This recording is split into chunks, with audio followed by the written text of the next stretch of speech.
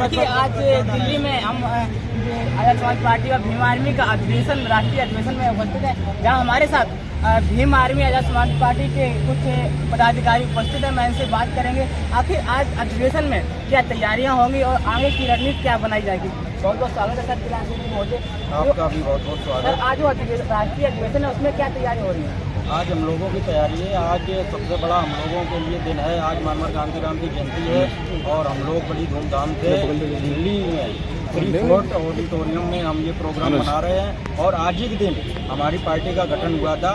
आज हम लोग पार्टी का अधिवेशन, प्रथम राष्ट्रीय अधिवेशन हम लोग दिल्ली में मनाने जा रहे हैं। तो सर इसमें अधिवेशन में क्या लोकसभा चुनाव 2024 की तैयारियां भी शुरू होने वाली हैं? हम लोग तो तैयारी पहले से ही कर चुके हैं और बराबर हमारी तैयारियां चल रही हैं। आप देख रहे होंगे गांव क्षेत्र में और जिले स्तर पर हमारी जो मीटिंगें हैं, हम लोगों ने नारा दिया है बहुजन जोड़ 85 जोड़। और जातिवाद को जो मनवादी लोगों ने इस तरीके से बढ़ा रखा है उसको खत्म करने का हम लोग काम कर रहे हैं और बहुजन समाज को जोड़कर इस भारत में बहुजन समाज की सत्ता स्थापित करने के लिए हम लोग प्रयासरत हैं। क्या आपको लगता है बहन जी की जो बहुजन समाज की पार्टी थी उसमें कमजोरी महसूस हुई आपको दिखाई पड़ रही है?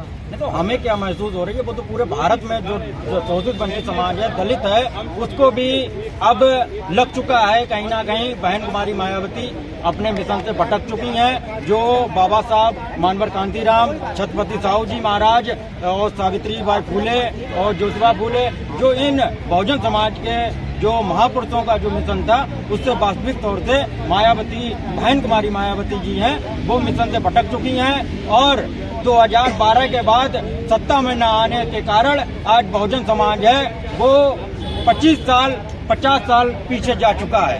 देखिए बहुजन समाज मायावती बहन जी का कहना है कि चंद्रशेखर मायावती को खत्म करने का काम कर रही है। वो लोग कह रहे हैं जो कहीं ना कहीं मनवादी व्यवस्था में आज भी लीन है, क्योंकि मानवर कांतीराम ने कहा था और मानवर कांतीराम ने जो बहुजन समाज पार्टी का गठन किया था तो वो उन्होंने इसी बेस पे किया था जो बाबा साहब के द्वारा बनाई हुई पार्टी आरपीआई जो पार्टी थी वो चंद पूंजीपतियों और जो मौका परस्त लोगों के हाथों में चली गई थी। उसी तरीके से बहुजन समाज पार्टी आज मौका परस्त दलाल चाटुकार के लोगों के हाथों में पार्टी सौंप चुकी है, पहुंच चुकी है। तो इसलिए अब कोई उम्मीद नहीं बची है। बहुजन समाज पार्टी अब कुछ नया काम करेगी और प्रकृति का नियम है कि समय समय पर जो प्रकृति है वो बदलती। लालकृष्ण आडवाणी, अटल बिहारी, उनको छोड़कर आज नरेंद्र मोदी पर डिपेंड हुई है। तो ये कहीं ना कहीं वो सत्ता में न आने के कारण उन्होंने एक नए चेहरों को लाए।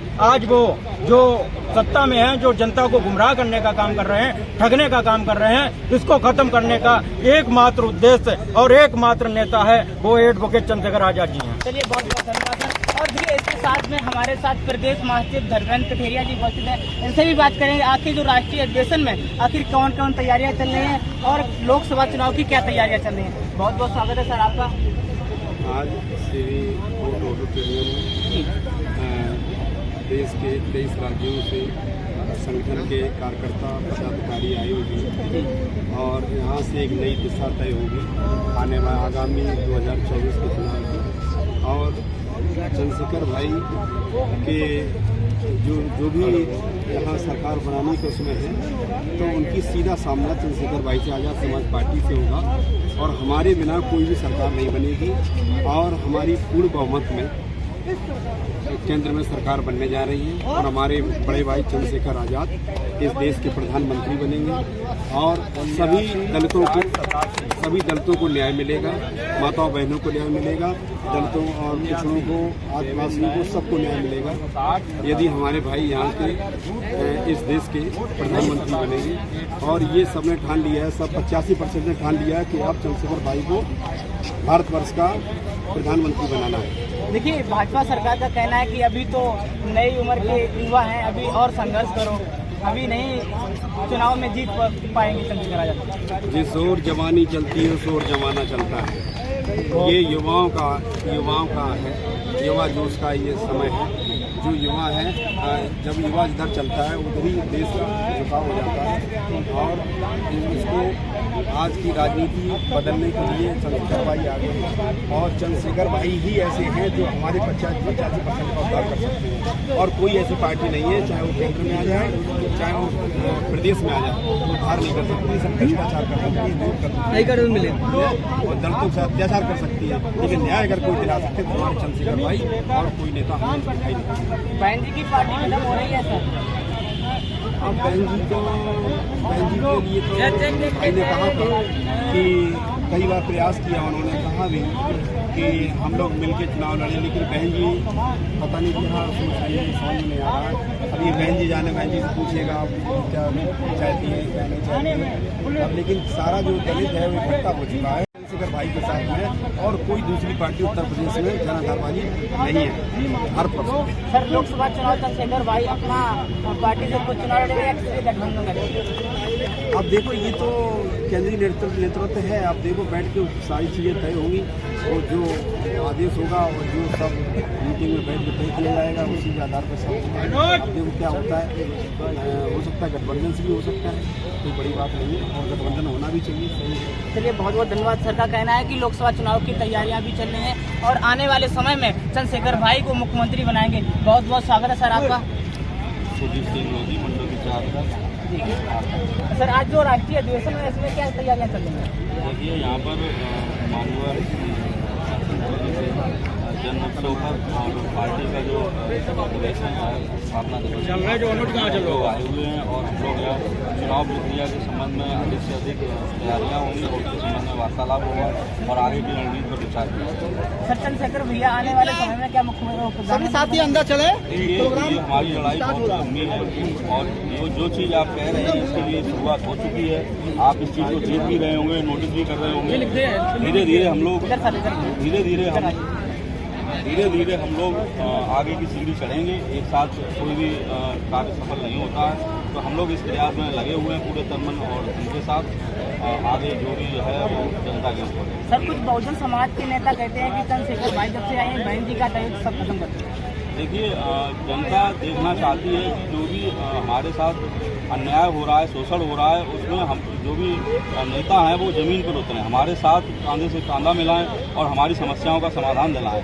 बहन जी को ज़मीन पर ना आने के कारण जनता उनसे रुष्ट है और चंद्रशेखर जी जो हैं वो जनता के बीच आते हैं, उनकी समस्याओं में सहयोग करते हैं, उनकी पीड़ा को सुनते हैं और वो जगह जगह जहां उन्हें पुकारा जाता है या नहीं भी पुकारा जाता उनको जानकारी होती है, वो तुरंत पहुँचते हैं। इसलिए जनता उनसे जुड़ रही है, संतुष्ट हो रही है, उनके साथ आ रही है। सर आपने शोषण और अत्याचार की बात की, तो आज भी हमारी बहन बेटियों के साथ और अपने बहुजन समाज के साथ बहुत अत्याचार और शोषण हो रहा है। देखिए आप लंबे समय से देखते आ रहे होंगे कि शोषण बहुत पुराना हो रहा है, तो उनका जो दिमाग में अहंकार बढ़ा हुआ है वो एक साथ नहीं तोड़ा जा सकता। उसके लिए हम धीरे धीरे तोड़ने का प्रयास कर रहे हैं, क्रमबद्ध तोड़ते रहेंगे, एक दिन पूरा तोड़ देंगे। देखिए भारतीय जनता पार्टी का कहना है कि चंद्रशेखर भाई दंगे बहुत करवाते हैं। नहीं, वो तो आरोप लगाएंगे ही। जब हम अन्याय शोषण के खिलाफ लड़ाई लड़ेंगे तो उनका तो ये काम ही है, वो तो उनके पास दूसरा कोई ऑप्शन नहीं है। वो तो यही कहेंगे ये आतंक फैला रहे या जो भी है उन्हें लगाने दीजिए, हम लोग अन्याय के खिलाफ लड़ रहे हैं, हम किसी के खिलाफ नहीं है। तो सर लोकसभा चुनाव में पार्टी खुद स्वयं अपनी जिम्मेदारी करेंगे। जो लोकसभा चुनाव के आज राष्ट्रीय अधिवेशन है और इसमें क्या तैयारियां चल रही है और आगे की क्या रणनीति में बहुत चल रहा है बताना चाहेंगे। जो आज हमारा राष्ट्रीय अधिवेशन है, जो फर्स्ट अधिवेशन है, आज हमारी पार्टी के 3 साल हो गए और इसी के साथ साथ में जो हमारे पूरे देश से देश प्रदेश के पूरे लोग आए हुए हैं, राष्ट्रीय लेवल से लेकर प्रदेश और जिला लेवल स्तर तक लोग आए हुए हैं। यहाँ पे जो होगा 24 की रणनीति बने के लिए होगा और चुनाव के बारे में और अदर चीज़ों के बारे में और संगठन और समाज के बारे में, समाज को जो अत्याचार हो रहे हैं उसके बारे में, कई ऐसी घटनाएं हो रही हैं जैसे कि प्रधानमंत्री कह देते हैं कि हमारा जो देश है अपराध मुक्त हो गया, ऐसा हमें दिख नहीं रहा है। और इन बातों पर बड़े भाई चंद्रशेखर आज़ाद जी आज चर्चा करेंगे और हमारे जो भी संगठन के पदाधिकारी हैं और जो पार्टी के पदाधिकारी हैं, ये बहुजन समाज के लिए कार्य करने के लिए और जमीनी स्तर से और अच्छा कार्य करने के लिए वार्तालाप होगा। देखिए हम अमरदीप सर आपसे पूछना चाहेंगे, देखिए चंद्रशेखर भाई ने हाथरस कांड में बहुत बड़ा संघर्ष किया था, उसमें एक ही व्यक्ति को उम्र कैद सजा हुई, बाकी 3 को अभी छोड़ दिया गया है। ये सब क्या हो रहा है अपने समाज में? ये आप जानते हैं कि ये जो सरकार है, बीजेपी जो सरकार है, ये तानाशाही रवैया है, ये संविधान को न मानने वाली सरकार है और चाहे कोर्ट हो, चाहे वो जिला स्तरीय एसपी हो, चाहे डीएम हो, चाहे कोर्ट हो, जज हो, कोई भी उनके इशारे पे चलती है। और जो भी अत्याचारी, जैसे कि मान लो जो बहन के साथ अत्याचार हुआ था, उसके खिलाफ जो 4 लोग थे उनमें से एक को जो उम्र कैद हुआ है वो सबसे बड़े जातिवादी लोग हैं और उन्होंने जो किया है वो गलत किया है। 3 लोगों को बचाने का काम किया। इसके लिए हमारे बड़े भाई चंद्रशेखर आजाद जी ने कहा है इसके लिए हमें चाहे आंदोलन करना पड़े, कुछ भी करना पड़े, लेकिन मैं 4 लोगों को सजा दिलाकर पीछा छोड़ूंगा। देखिए, एक मध्य प्रदेश में जो धीरेन्द्र शास्त्री का भाई बहुजन समाज के साथ तमंचा लहराता हुआ वीडियो वायरल हो रहा है, उसमें क्या पार्टी कर रही है सर? उसमें पूर्ण रूप से हमारी पार्टी ने जो वहाँ पे जो संघर्ष किया है और बहुजन समाज की जो भी जिस पे अत्याचार हुआ उसका साथ दिया और धीरेन्द्र शास्त्री के भाई को गिरफ्तार करवाने का काम किया, लेकिन सत्ता, शासन और जज तक उनके बिके हुए हैं। सारे लोग सरकार के आधार पर काम कर रहे हैं, उनको तत्काल जमानत दे दी जाती, ये गलत है। और वो षड्यंत्र रच रहे हैं, पाखंडवाद फैला रहे हैं, जबकि बताते हैं वो एक सिद्धि बाबा है। ऐसा मुझे दिखता नहीं। अगर सिद्धि बाबा थे तो उन्होंने अपने भाई का पहले से भविष्य क्यों नहीं बताया? और जैसे कि जो आपको बताना चाहेंगे, पुलवामा हमला हुआ, ऐसे कई हादसे हुए हैं, तो आप इन चीजों को सीबीआई नहीं पता लगा सकती है, तो आप तो मंत्र और तंत्र वाले आदमी हो, तो आप तो इसको चुटकी में बता सकते हैं ये हादसा किसने कराया, किसने नहीं कराया, कैसा ये षड्यंत्र रचा हुआ है, वो चुटकियों में बता सकते हैं। ऐसा कुछ नहीं है, वो सिर्फ और सिर्फ लोगों को भ्रमित कर रहे हैं। ले लो जो बिल्डोजर बाबा चलता है, जब तक कोर्ट का कोई भी अगर मुलजिम हुआ, जब तक कोर्ट डिसीजन नहीं देता अपना, तब तक वो मुलजिम करार नहीं होता है और उससे पहले बिल्डोजर चलवा दिया जाता है। ये गलत है। ये राजशाही शासन चल रहा है, संविधान के आधार पे नहीं चल रहा है और जो भी कर रहे हैं ये बहुत गलत कर रहे हैं। चाहे वो कोई भी हो, अगर बीजेपी का कोई कार्यकर्ता या कोई पदाधिकारी हो, चाहे उन पे 50 मुकदमे हो, चाहे सरेआम गोली मार दें, जितना बड़ा अपराधी उतना बड़ा उसके पास पद होगा बीजेपी में। उनके खिलाफ कोई षड्यंत्र नहीं, कोई उनके मकान नहीं गिराया जा रहे। जो कुछ भी किया जाता उन्हें लगता है ये हमारे खिलाफ जा रहा है, चाहे वो कुछ हो या ना हो। वो बोलते हैं ना, चप्पल चोर को भी वो इंटरनेशनल डॉन बना देते हैं और उनका घर गिरवा देते हैं। और उनके जो पदाधिकारी हैं वो अंडरवर्ल्ड के डॉन होने के बाद भी उनको एक हाँ, वो बिल्कुल डिटर्जेंट पाउडर निरमा की तरह साफ कर देते हैं। उनपे कोई लक्ष्य नहीं है। लेकिन सर, जब से मोदी और योगी है, गुंडा राज खत्म हो गया है। कहाँ दिख रहा है आप बताइएगा? अतीक अहमद खिलाफ देखिए, विकास बहुत अरे भैया लगातार हो रहे हैं, वो तो गलत, ये गलत हो रहा है।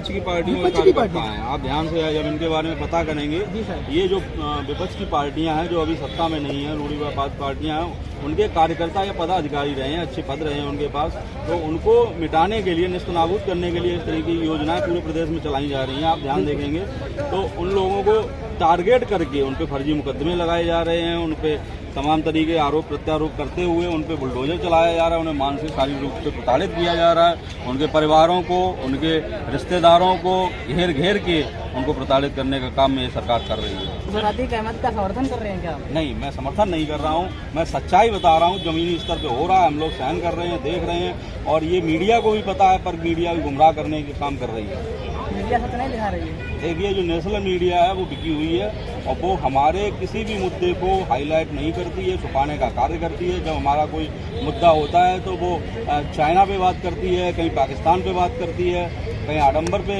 दिखाने लगती है, पर जो मुख्य मुद्दा देश की महंगाई, गरीबी, शोषण, इन पे कोई बात करने का कार्य नहीं करती। सर, ऐसे गुंडा माफियाओं को मारना चाहिए या नहीं मारना चाहिए?